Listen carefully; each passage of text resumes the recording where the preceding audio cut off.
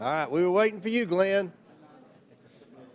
Okay. We were waiting for you. We can start now. Okay.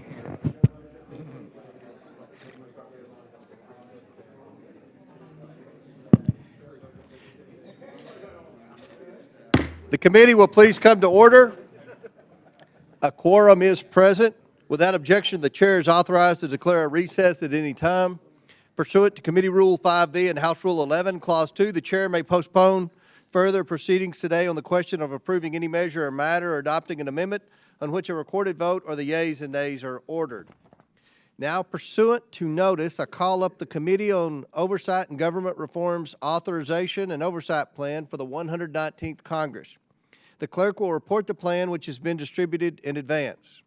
The Committee on Oversight and Government Reform's Authorization and Oversight Plan for the 119th Congress. I ask unanimous consent that the plan be considered as read and open for amendment at any point. Without objection, so ordered. The chair recognizes himself to offer an amendment in the nature of a substitute. The clerk will please report the amendment. An amendment in the nature of a substitute to the committee's Authorization and Oversight Plan is offered by Mr. Comer of Kentucky. Without objection, the amendment is considered as read, and the substitute will be considered as original text for the purposes of further amendment. I now recognize myself for 5 minutes for a statement on the ANS. Good afternoon. We're here today to approve the committee's Authorization and Oversight Plan. The rules require us to mark up and submit this plan at the beginning of each new Congress. Last Congress, on February 28, 2023, the committee's oversight plan was adopted by voice vote after the Democrats worked with me to finalize the plan. In fact, I accepted some suggestions from the previous ranking member last Congress. Because of this and Mr. Conley's past efforts to forge bipartisan consensus, I was hopeful that our oversight plan for the next 2 years would once again be a bipartisan work product this Congress. In an effort to facilitate a productive conversation, we shared a draft of the plan with the Democrats 1 week ago. We also offered to discuss any questions or legitimate additions the Democrats had. Our hope was that ranking member would meet us at the table, but we didn't hear anything back. Then this week, we offered to add in their minority views to the plan. This offer would allow the ranking member to have his voice heard and contribute to the plan, but unfortunately they declined. Instead of working together, the Democrats informed us that they have amendments to the plan but are refusing to discuss them with me in advance. They kept any changes they wanted a secret. Democrats have rejected every opportunity I offered to contribute to the oversight plan.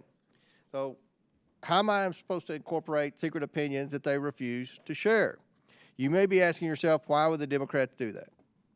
Democrats say they want to participate in oversight, but if that were true, why would they decline multiple opportunities to actually engage in the plan for that oversight? Because they don't want to participate, they want to stonewall and engage in theater. In fact, they say they were sticking to their original plan today. So whatever you all hear from the minority today, just know it was their plan all along. It was their plan to distract from the committee's mission. It was their plan to delay a hearing on rooting out waste, fraud, and abuse. It was their plan to obstruct the operations of this committee. The minority made this clear when they previously stated that they had zero interest in working with me, Republicans on this committee, to help them with anything as it relates to Doge. No interest in working together to root out waste, fraud, abuse. Instead of legislating and conducting actual oversight, the Democrats are more interested in disruption and spectacle. Their actions speak louder than their empty words. They want to pretend that they're trying to fight to put their words in the oversight plan, but I already gave them 2 opportunities to work with me to do that, and they rejected both of those gestures. I'd like to list the range of important topics that the Democrats have declined to participate in working together on in the authorization and oversight plan that I have submitted for the 119th Congress. This year's plan includes sections for lapse and expiring authorizations, preventing waste, fraud, abuse, and mismanagement in federal programs, the federal workforce, federal regulations, the Government Accountability Office, Inspectors General, GSA real property disposal, whistleblower protection, federal financial management, government contracting, grant reform, cybersecurity and data privacy, information technology and management, open government and transparency, the United States Postal Service, oversight of the District of Columbia, National Archives and Federal Records, Office of Government Ethics, and the Federal Disaster Response and Recovery. Those are a lot of important topics that Democrats apparently don't consider worth their time. They would rather hear themselves talk about President Trump and the evil Elon Musk than work together on actual oversight that the American people are demanding. And newsflash to the Democrats.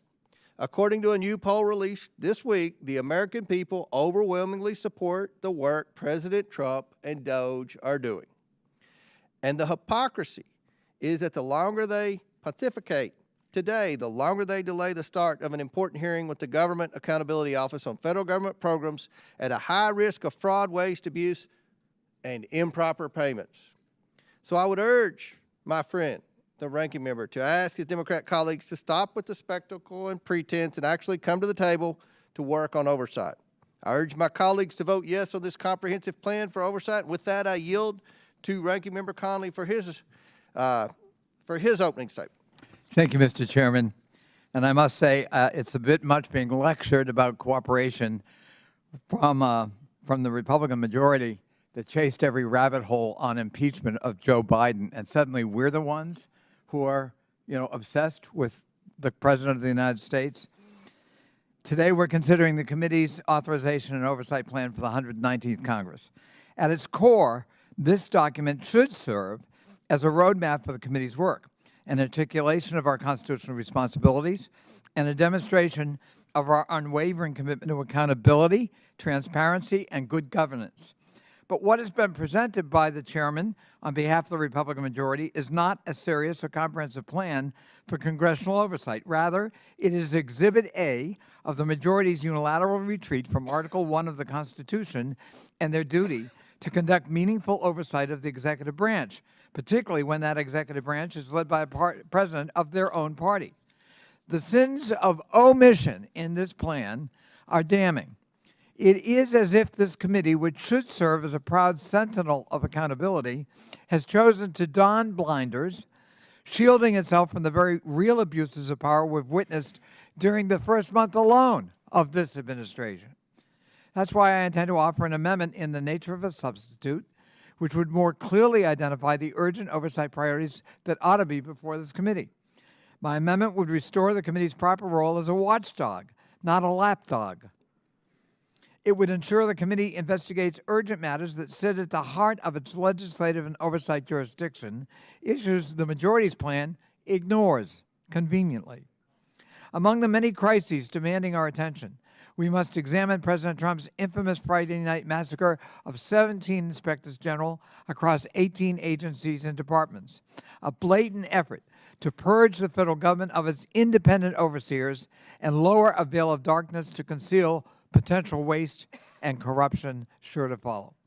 This committee must investigate the Trump administration's purge of nonpartisan civil servants, which will have catastrophic results for the American people who rely on government every day for services and benefits all across this country.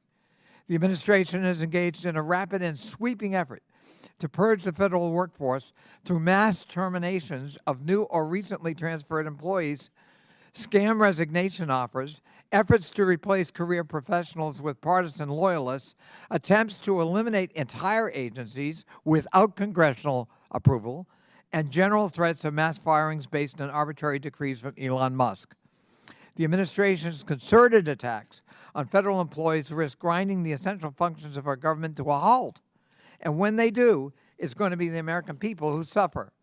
The most glaring example of which the Republican majority has abandoned Article 1 duties of Congress is the administration's unconstitutional impoundment of congressionally appropriated funds. Whether the attempted elimination of entire agencies established in statute, such as USAID and the Consumer Financial Protection Bureau, or the administration's disastrous federal funding freeze, the administration's impoundment broadside against congressional authority cannot be ignored by this committee, and it ought to be part of our work plan. Congress, not the executive branch, has the constitutional power of the purse. That's been reaffirmed by the GAO, the Department of Justice, the Supreme Court, time and time again. At the center of many of these crises that scream out for congressional oversight sits Elon Musk, the world's richest man, who gave President Trump and congressional Republicans nearly $300 million in campaign donations last year. In return, Mr. Musk received the reins of exactly one United States federal government. Mr. Musk and the so-called Doge have since gone on a rampage. They have inflicted their brand of cruel, and I mean cruel, and arbitrary chaos on our government by targeting agencies for elimination with outright lies, infiltrating sensitive federal payment and taxpayer data systems, and bypassing congressional authority to promote Mr. Musk's financial and political interests. Mr. Musk and Doge have shielded themselves from critical oversight mechanisms, silenced career public servants who dare to question their actions, and hastily develop false savings metrics to justify their dubious actions. Their reckless and self-serving agenda has left agencies in disarray, eroded public trust, and placed essential government functions at risk, all under the guise of so-called efficiency. President Trump and Mr. Musk do not have a mandate to do what they're doing. President Trump did not even win a majority of the popular vote, much less a mandate. And Mr. Musk is an unelected billionaire. The approval ratings are falling faster than the stock market for what he's up to. And my Republican colleagues are getting an earful back home from constituents who are fed up with the wrecking ball approach that's destroying their government. If my colleagues think it's bad now, just wait until the American people start to hear what Republicans are willing to cut in order to deliver tax cuts for billionaires. The majority may have no interest in oversight of the executive branch, but the American people do. They expect this committee to do its job. They expect us to provide a check on executive overreach, to expose corruption and self-dealing wherever we find it, to safeguard the institutions that uphold our democracy, and above all, bring transparency and accountability to this government. If the majority continues to abdicate its duty, that's their choice. But let the record reflect today that we had an opportunity to be responsive to an American public calling out for more, not less, accountability.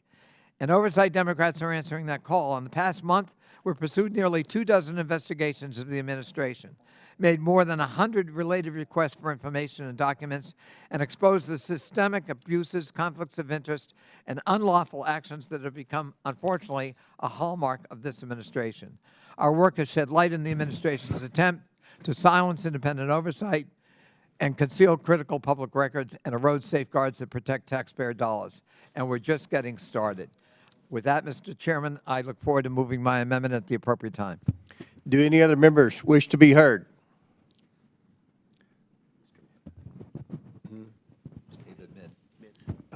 Chair recognizes Mr. Min.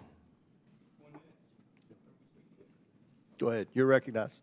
1 minute? 1 minute or 5 minutes? 5 minutes, okay.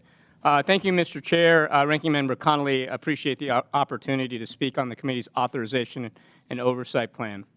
Investigation and oversight, of course, are fundamental responsibilities of Congress.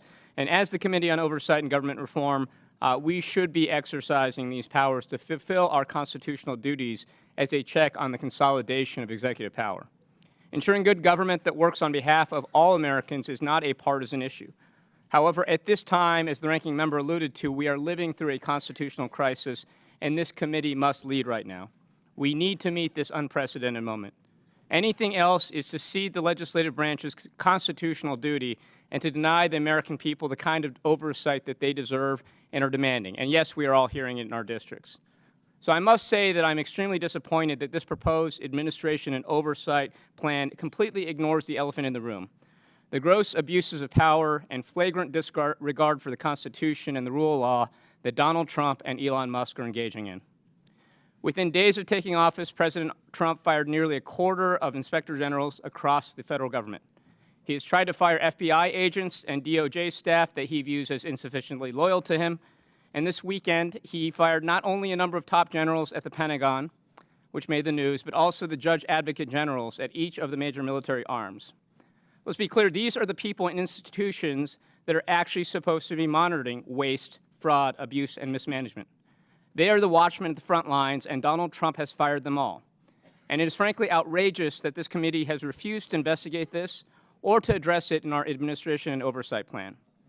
President Trump, of course, also issued the DOGE executive order, which authorizes the creation of the Department of Government Efficiency, which, to be clear, is not a department. That would require congressional action and also Senate confirmation, but is a temporary organization limited by law to a specific study or project. In this case, as the White House order made clear, data modernization. But what DOGE has indeed done has gone far beyond a temporary data modernization project. Under the leadership of Elon Musk, DOGE has asserted sweeping powers to undo congressionally enacted laws and to redirect congressionally mandated appropriations. powers which are not only clearly illegal for a temporary special government employee, which is how Musk has been categorized to exert, but which would also be illegal if the president tried to do this. The Constitution is clear. Congress, and only Congress, has the power to make laws and appropriate money. This is so simple that it's taught in our elementary schools. I know this because I have kids who are 14, 12, and 9. They've all learned this. All of us here swore an oath to support and defend the Constitution of the United States, an oath that, by the way, Elon Musk has not taken. But too many members of this Congress have chosen to ignore Donald Trump and Elon Musk's blatantly unconstitutional attacks on our congressional powers. And I want to make clear, this is not a partisan issue. When Musk steals our congressional appropriations authority, when he usurps our congressional legislative authority, it affects Democrats and Republicans together. Because it's your power on the other side of the aisle that's also being taken away. And by being silent on this, you are setting the precedent that in any future administration, a special government employee can rewrite congressionally enacted laws and redirect congressionally appropriated funding. That is why I introduced the Bolstering American Democracy and Demanding Oversight in Government Ethics, or Bad DOGE, Act, because DOGE is violating federal laws and the Constitution every single day. Now let's also talk about the particular problems posed by Elon Musk.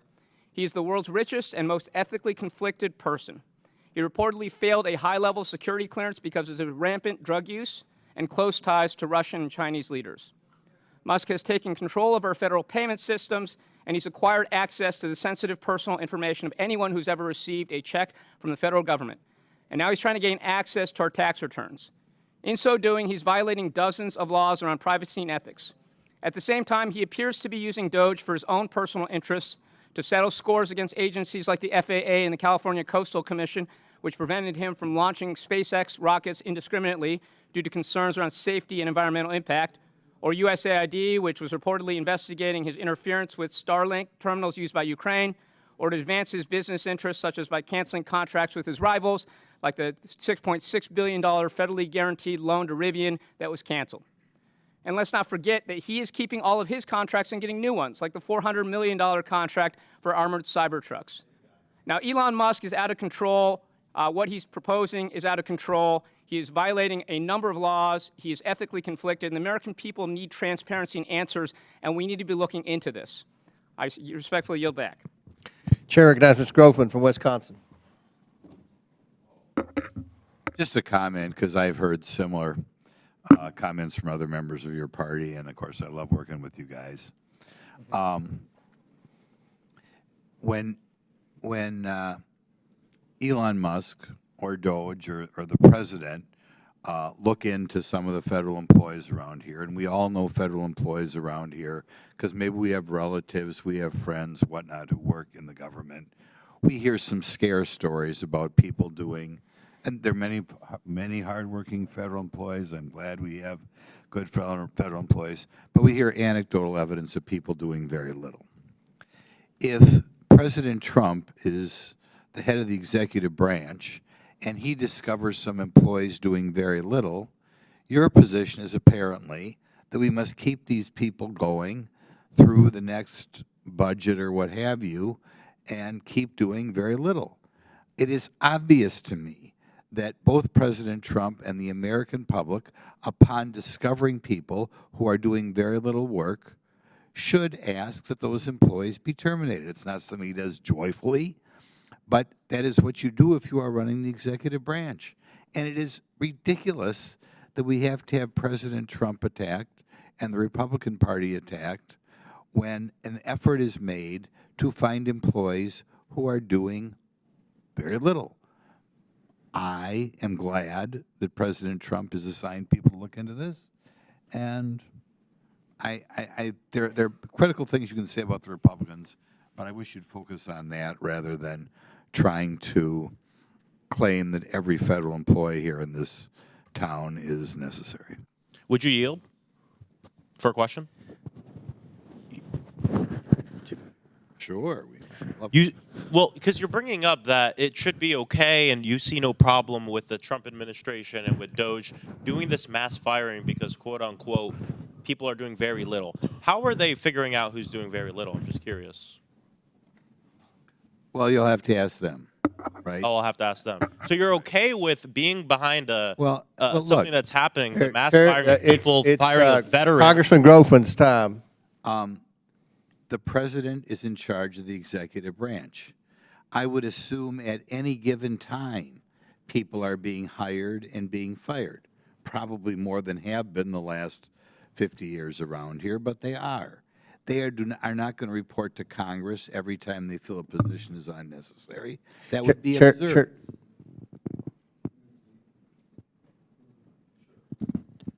Gentleman yields his time to Mr. Gosar. You know, Glenn, I'd like to ask you about, wasn't there, this is not novel, having somebody like this, wasn't Ezekiel Emanuel part of Obamacare? And I don't know what's more personal, or personal financial, or personal, All presidents have unconfirmed advisors. Thank you. That is not a new thing either. Would the gentleman yield? Gentleman yields back, right? Is it your position that the president can delete any agency created? Oh, yeah, no, he yielded his time back. Chair recognizes Mr. Kristamorte from Illinois. Thank you, Mr. Chair. I just to very briefly address Mr. Grothman, I take you at, as being serious about wanting to improve efficiency in government and so forth. I think the issue is when you fire or give a pink slip to 200,000 probationary workers at one time, regardless of their efficiency, I think that's where there's a serious concern that's raised. But I wanted to just address one other issue, Mr. Comer, and that's the U.S. Postal Service.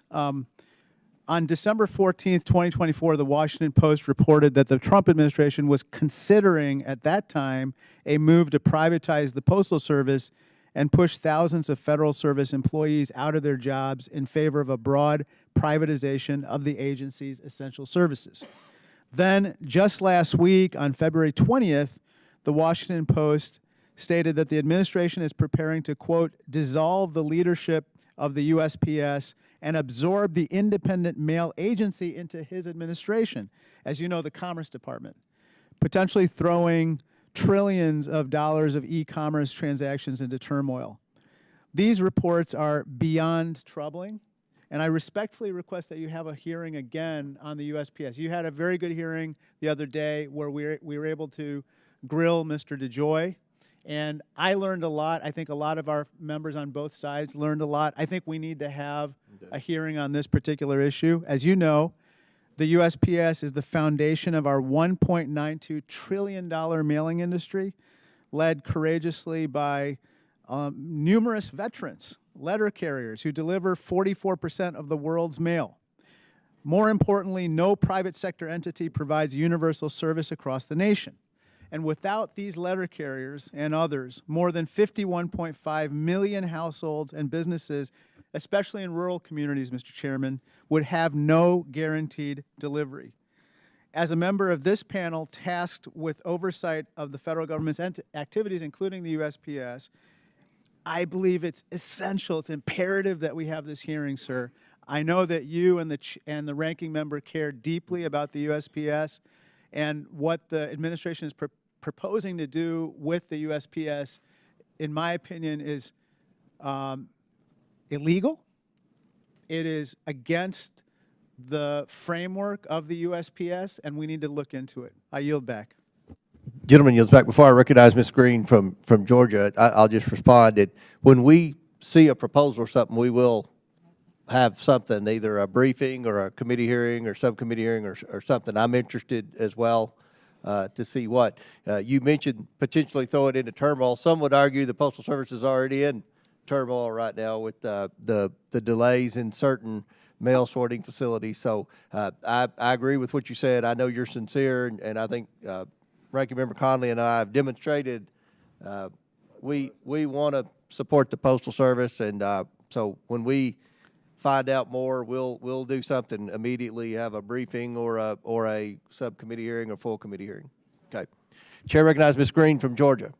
Thank you, Mr. Chairman.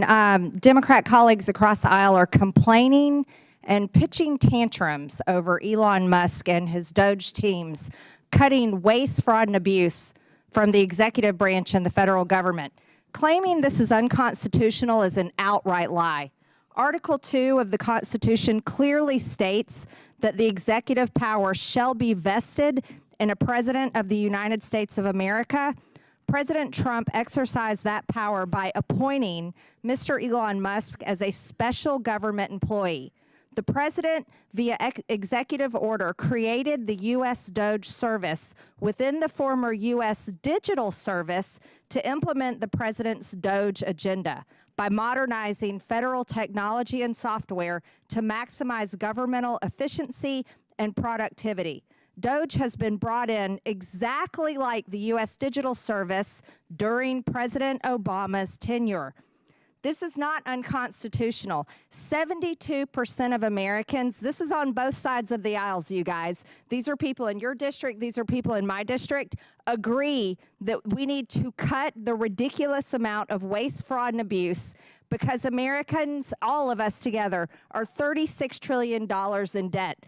$36 trillion in debt is what should be unconstitutional. Not doing everything we can to save the American people their hard-earned tax dollars. You can protest all you want outside of departments of this government. You can protest all you want, but the American people disagree with you. You're protecting the bureaucracy. The bureaucracy is not a business. Those are not real jobs producing federal revenue. By the way, they're consuming taxpayer dollars. Those jobs are paid for by the American tax people who work real jobs, earn real income, pay federal taxes, and then pay these federal employees. Federal employees do not deserve their jobs. Federal employees do not deserve their paychecks. And these are jobs that can be fired at will. But you want to know why? The American people can't pay for it anymore. We cannot afford it. $36 trillion in debt. If you want to make that your platform, your hill to die on, go ahead, because 72% of Americans agree with Doge, agree with cutting the waste, fraud, and abuse, and agree with what this committee is supposed to be about, oversight. So continue your temper tantrums. I would love to win the midterms. Mr. Chairman, I yield back. Gentlelady yields back. Chair recognizes Mr. Frost from Florida. Thank you, Mr. Chair. I appreciate it. You know, in the mission statement that you've put out for this committee, it says it's to ensure that the economy, efficiency, effectiveness, and accountability of the federal government, which I think we all agree on. We all want to combat waste, fraud, and abuse. But the thing is that y'all are all looking in the wrong places. You want to talk about making cuts to things like Medicaid, which, by the way, over 35% of all the children in this country are covered under Medicaid. Over 100,000 people in my district are covered under Medicaid. People like the grifter-in-chief Trump and President Musk are openly using their public offices to enrich themselves to the tune of billions of dollars. So if we want to look at waste, fraud, and abuse, which I'm down to do, why is there complete silence on the other side of the aisle about looking at the complete grifter that is the President of the United States and the richest man on the earth, which is looking into things like Social Security and different things like that? Why don't we investigate the real corruption? Hold off. Point of order. I reclaim my time. Point of order. Mr. Chairman, point of order. Hold off. There was a point of order when you said something. Who asked for it? Mr. Higgins.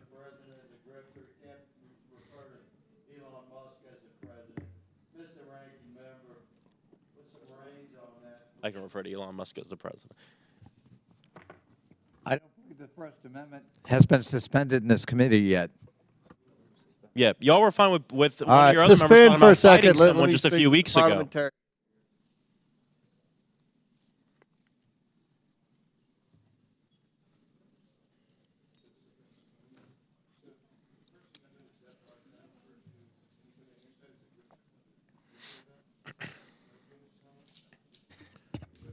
Well, did anyone on our Mr. side Frost, make a meme Mr. Frost, coin Mr. right after Frost. being elected President of the United States? Mr. Frost, before we proceed on all of this, Mr. Chairman. would you like to hold on? I'm the chairman. I'm recognize Ms. Frost, and we'll recognize you.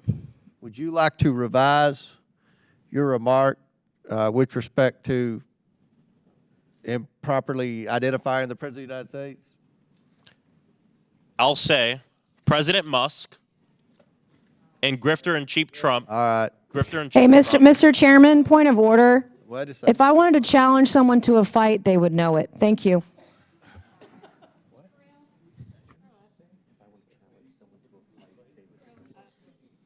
There's an extra fundraising video for her.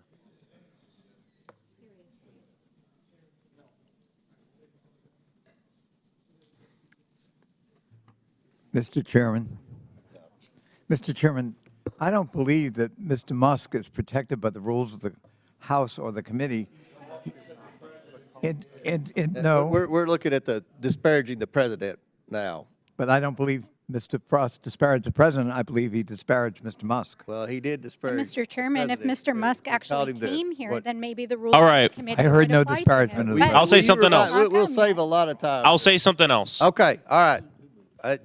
We're going to let Chair recognize Mr. Frost. You still have 3:49. You're going to maybe revise the disparaging comment about the president because that's supposed to be our decorum here.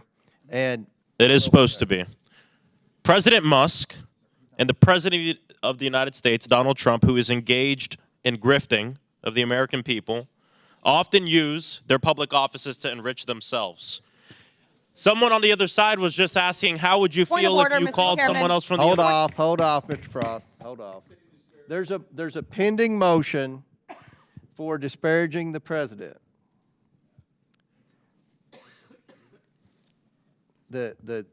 So the motion was words taken down about disparaging the president. And the chair finds the words for the gentleman from Florida are not parliamentary because they constitute personalities toward the president, which if you sit in the House floor, that's always uttered by the presiding officer on the House floor. You cannot disparage the President of the United States. So Mr. Chairman, would you please read back to us the words that were disparaging? Because I didn't hear them. if you're willing to request unanimous consent to withdraw the disparaging the comments about President Trump, I guess you can disparage Elon Musk if you want.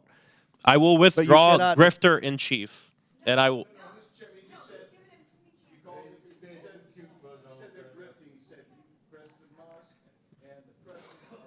I will say the president's grifting because you spent the last 2 years All saying right. President Take Biden was down corrupt. his words. I can say that Trump is motion- grifting. What I will withdraw member- is calling him grifter in chief. That is what I The will chair withdraw. sustains the point of order, and the words in question are ordered stricken from the transcript of this proceeding. So the member is barred from further participation. feel- I challenge the ruling of the chair. Challenge the ruling of the chair. I moved to The- table. Okay, we have a motion to challenge the ruling of the chair, and then Mr. Motion to Gosar made a motion to table the Mr. Second. Conley's motion. So there's a motion and second to table Mr. Conley's motion. The motion is not debatable. As many as are in favor of tabling signify by saying aye. Aye. All those opposed signify by saying no. No. In the opinion of the chair, Mr. Chairman, the I ask ayes for a have it. recorded vote. A recorded vote is ordered. The clerk will call the roll.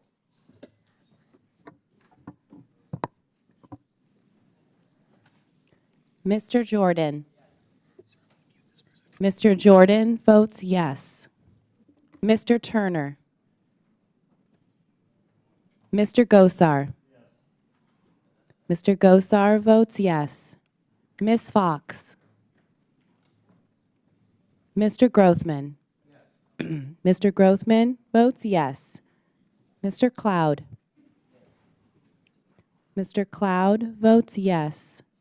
Mr. Palmer. Mr. Palmer votes aye.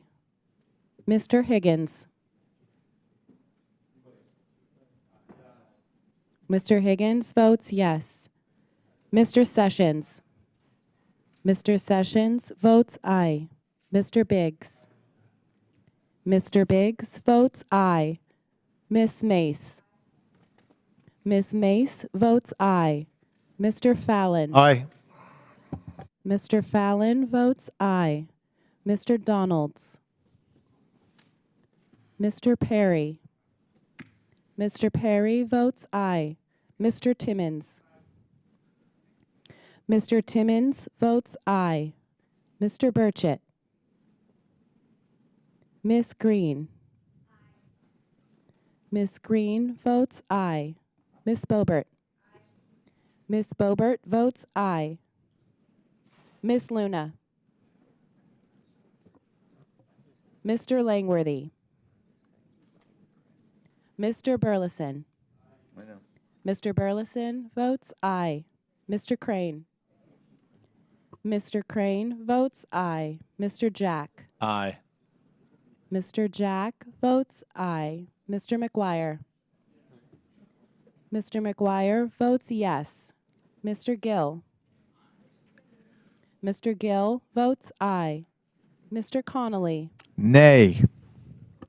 Mr. Connolly votes nay. Ms. Norton. No. Ms. Norton votes no. Mr. Lynch. No. Mr. Lynch votes no. Mr. Krishnamurthy. No. Mr. Krishnamurthy votes no. Mr. Khanna. No. Mr. Khanna votes no. Mr. Mfume. No. Mr. Mfume votes no. Miss Brown. No. Miss Brown votes no. Miss Stansbury. Absolutely not. Miss Stansbury votes no. Mr. Garcia. Mr. Garcia votes no. Mr. Frost. No. Mr. Frost votes no. Ms. Lee. Ms. Lee votes no. Mr. Kassar.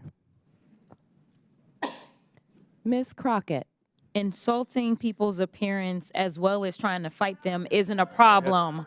Point of order. It's a yes or no. But we're so Yes, sad No. Yes or no? Yes or no? that our Yes or no? little leader. Just skip her. We're so Skip her. sad. Skip her. You're, My skip vote. her. Go to the Order. next one. Go to the next Miss one. Randall. anchor. Go to the next one. Don't count that. Go to the next one. Miss Randall votes no. Mr. Subramaniam. Mr. Subramaniam votes no. Miss Ansari. Mr. Bell. Mr. Bell votes no. Miss Simon. Miss Simon votes no. Mr. Min. No. Mr. Min votes no. Miss Presley. Miss Talib. Nope. Miss Talib votes no. Mr. Chairman. Yes. Mr. Chairman votes yes.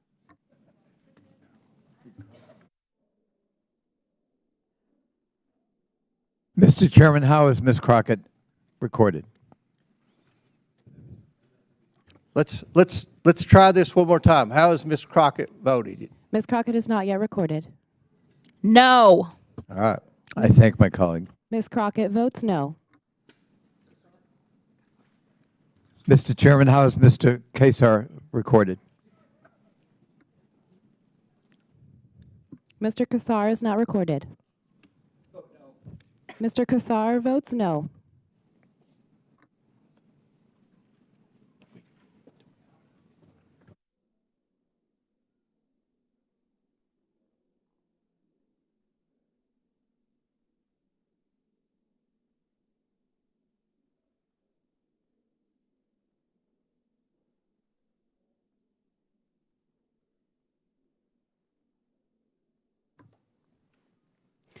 Mr. Chairman, on this vote, the ayes are 20, the nays are 19.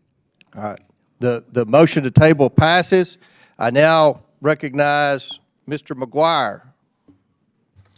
I want to say it's despicable that this committee is going to silence me for bringing The up gentleman's Trump's words have been Mr. taken Frost, down. no. He's not Mr. permitted to Frost. speak for the rest of the hearing. making millions of dollars. Mr. Frost, Mr. Ranking Member, I'm going to have the Sergeant at Arms remove him if he doesn't refrain. All right. Chair recognizes Mr. McGuire. Mr. Chairman, Get out. parliamentary Get out. inquiry. Parliamentary inquiry. Mr. McGuire. Parliamentary Thank you, inquiry, Mr. Chairman. Mr. Mr. Chairman, I'd like to correct the record. President Trump. Order. Mr. Chairman, I have a President Trump parliamentary did win a inquiry on mandate. the motion He that won the just popular passed. vote, and he won the Electoral College, and he's delivering on those promises. And I find it interesting that our colleagues on the other side of the aisle are mad at the folks that are having success, like Elon Musk, in identifying and correcting waste, fraud, and abuse, and not upset with the folks that committed that waste, fraud, and abuse. And if you were supportive of the last administration, I don't know if you are an authority on how we solved that problem, considering we're getting more results in the last 5 weeks than our country has achieved in the last 50 years. Also, I want to talk about the post office. In my district, we have 4 hospitals and 42 health clinics. I went to visit a health clinic, and one of the things they do is they mail, every day they mail prescription drugs to older folks all over the district. And so I said, well, how does that work with the post office? And they said, we do not use the post office because sometimes they're a week or 2 weeks late on delivering those drugs, which could have life-saving implications. So I said, well, who do you use? And they said they use UPS. And I said, well, how reliable are they? And they said they're 100% reliable. And I said, well, what's your worst case story of the UPS? And they said, well, we sent something in the mail in 2013, and we got it back in 2023. So definitely we need to do some oversight on what's going on with the Postal Service, so I can understand why we need to look at that. Also, I think that President Trump is an incredible president. He's a peacemaker, and he's on a roll. Trump warp speed. This is the most historic first month of our presidency, and I think the other side doesn't have an answer for this. He signed 72 executive orders into law. He signed 72 executive orders. He ended burdensome regulations. He sealed the border. He unleashed American energy, eliminated divisive DEI, which is illegal discrimination from our federal government. He restored merit in women's. He saved women's sports. He ended censorship of free speech. He cut waste, fraud, and abuse, restored common sense. He signed the Lake and Raleigh Act, and the Senate has confirmed 19 of his cabinet nominees. President Trump is on a roll. He has a mandate, and I'm glad that we are going to make progress and win the midterms if you guys keep creating this manufactured outrage. And with that, I yield back. Mr. Chair, before I recognize Mr. Fallon, Ms. Stansberry has a parliamentary inquiry, Yes. and I want to note that they just called votes on the floor. But Ms. Stansberry, you're recognized. What's your point of order?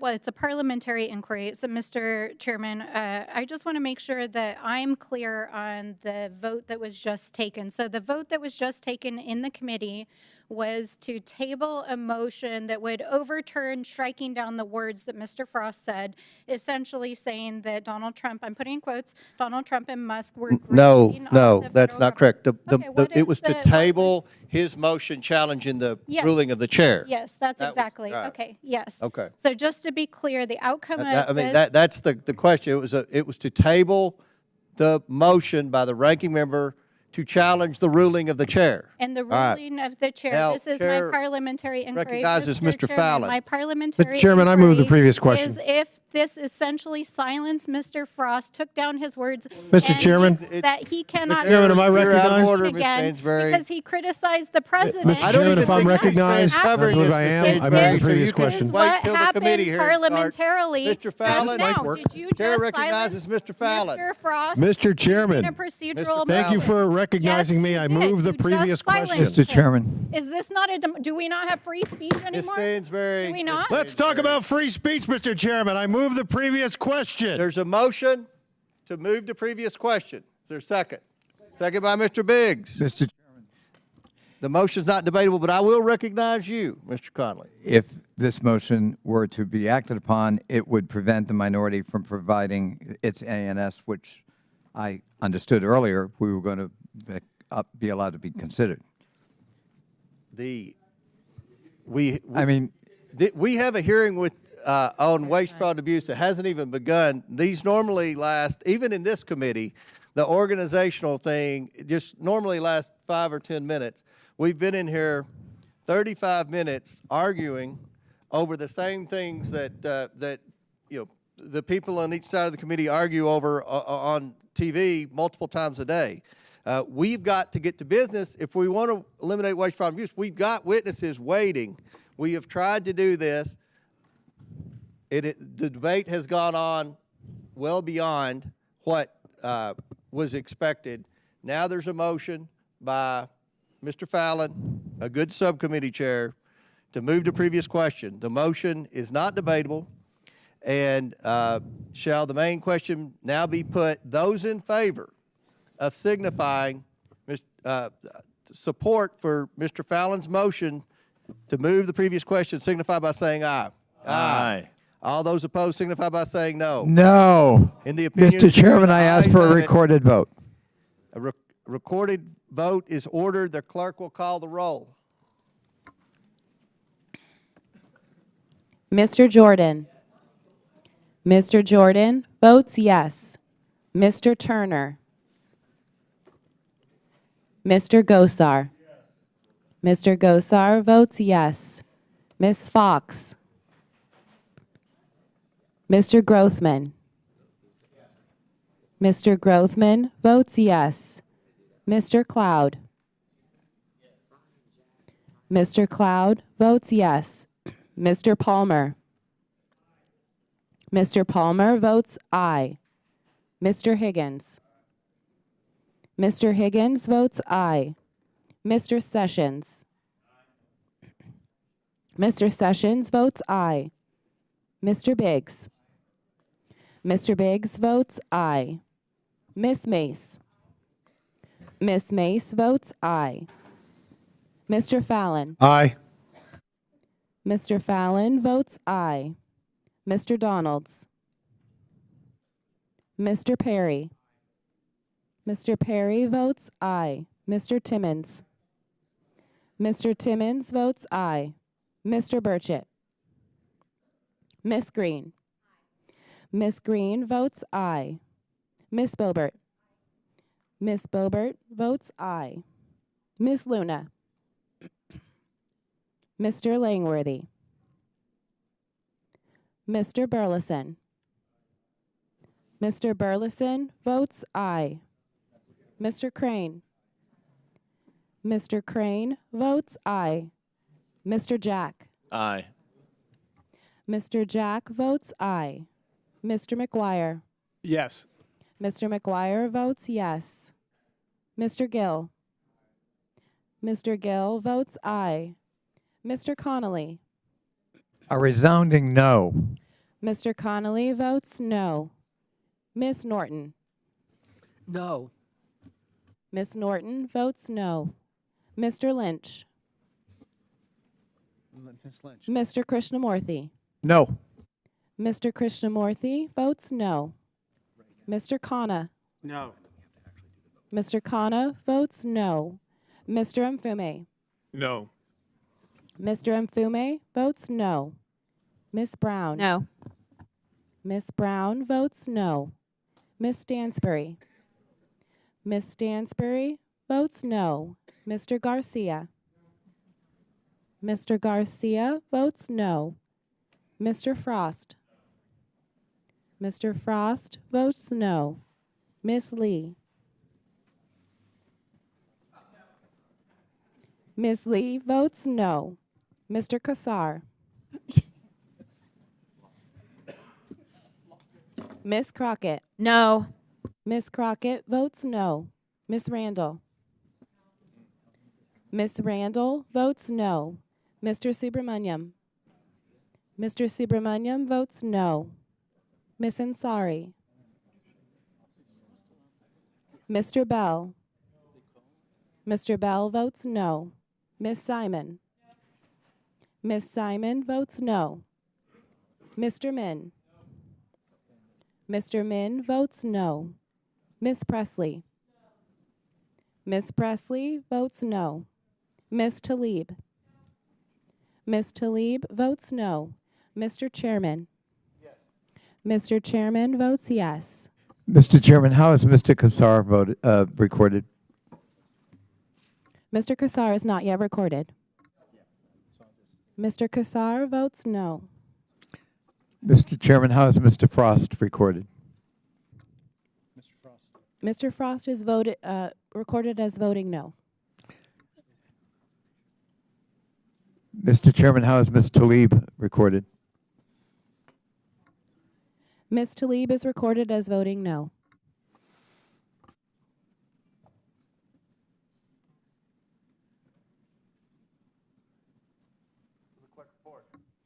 Mr. Chairman, on this vote, the ayes are 20, the nays are 19.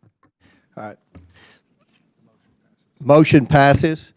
We will immediately roll into voting on the rules, but because the floor votes have been called, and they were called about 10 minutes ago, pursuant to the previous order, the chair declares the committee in recess, subject to 10 minutes after the final vote.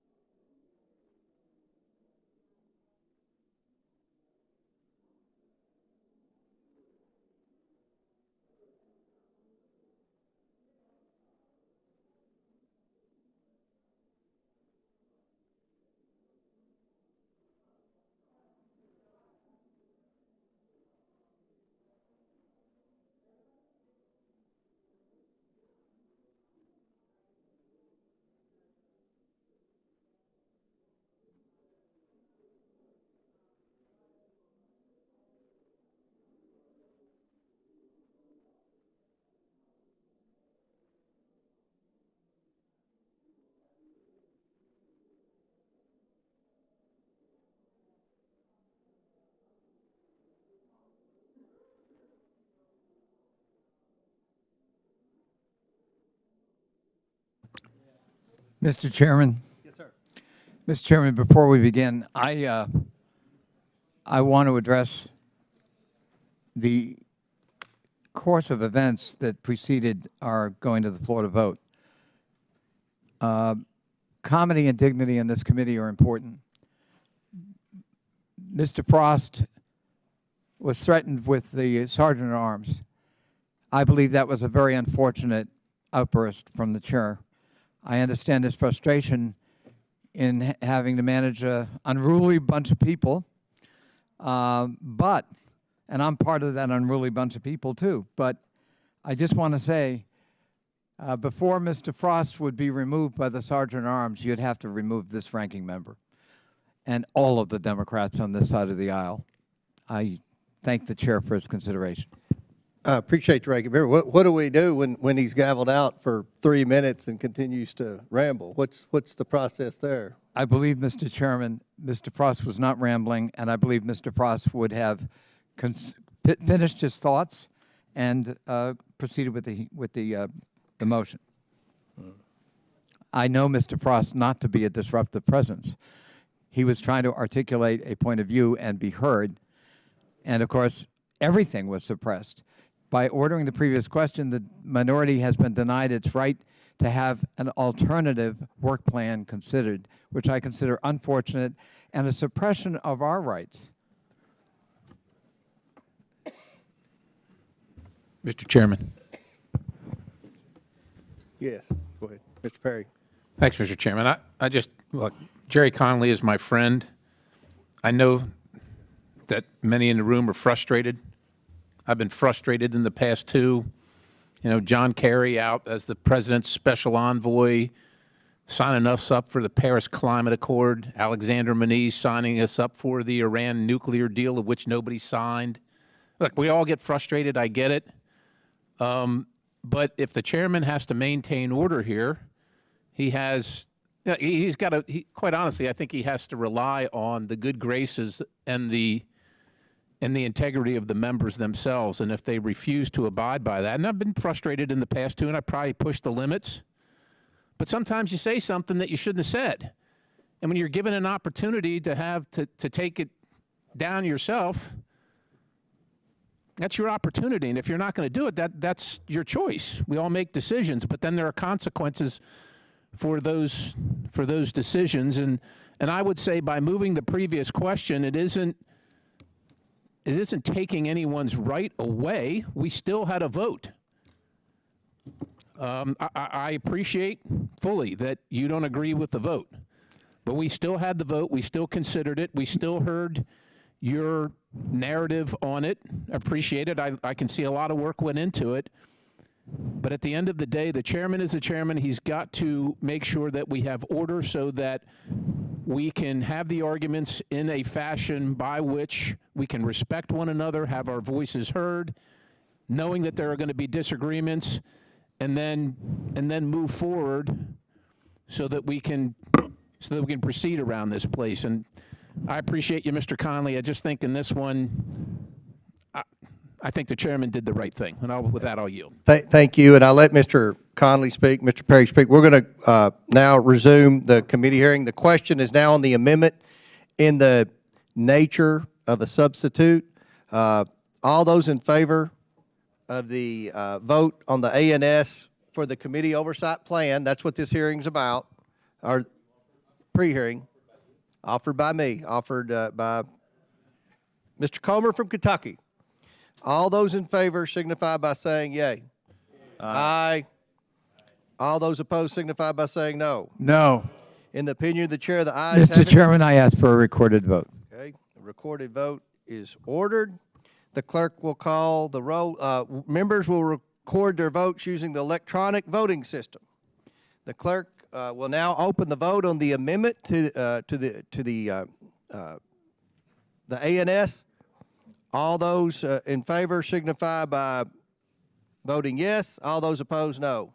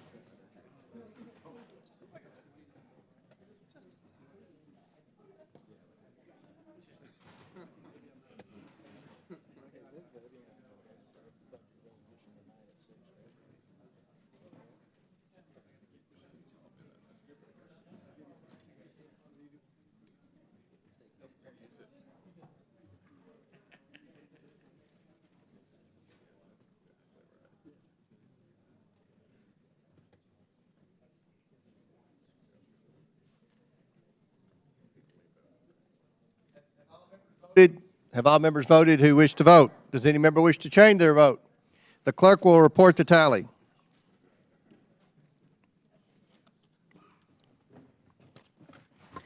Mr. Chairman, on this vote, the ayes are 22, the nays are 17. Motion passes pursuant to this vote. The committee, wait a minute. Okay, now, Mr. Chairman. yes. Just pursuant to House Rule 11, Clause 2I rather, I intend to follow minority views on the report. Okay. The ayes have it on the amendment in the nature of a substitute. It's agreed to. The question is now on favorably reporting the plan as amended. Members will record their votes using the electronic voting system. The clerk will now open the vote. Can you see it? Not yet. You haven't gotten it yet. You're good now. Okay. Do you want me to make the motion? I'm not the motion, just reiterate what I just said. Was that in the wrong time? The demand for minority views. Yeah, you can say, yeah, after that I'll Okay. yield you some time. All right. Is that good? Yeah. All right.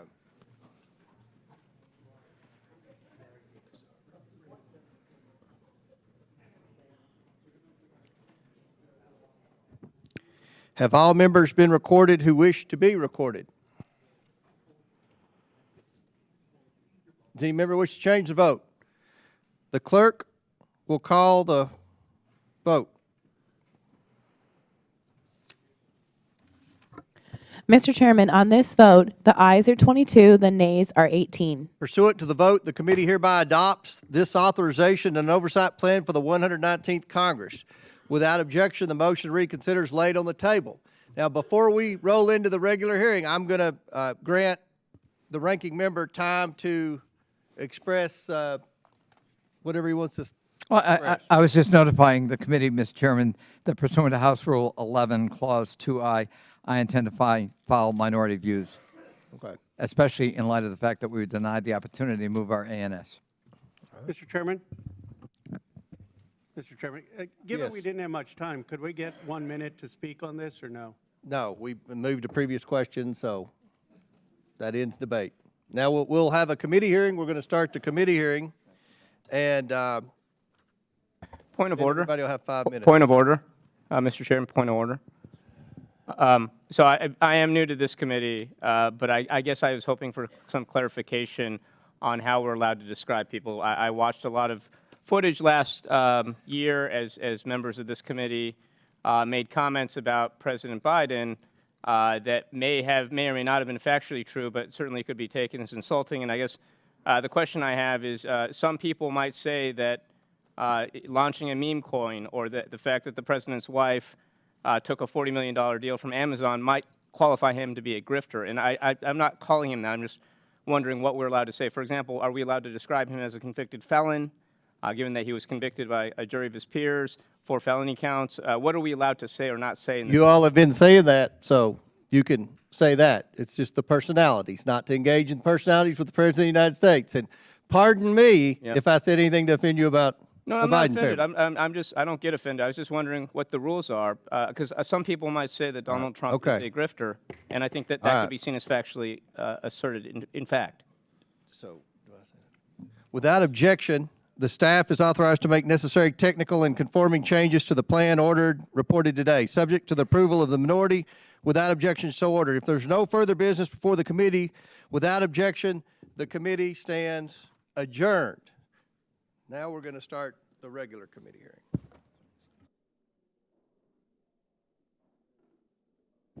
We're going to need a 5-minute break for C-SPAN to set up for the regular committee hearing. So we've got 5 minutes if anybody needs to be anywhere for 5 minutes. Once C-SPAN gives us the signal, we'll start. Yeah. That's good.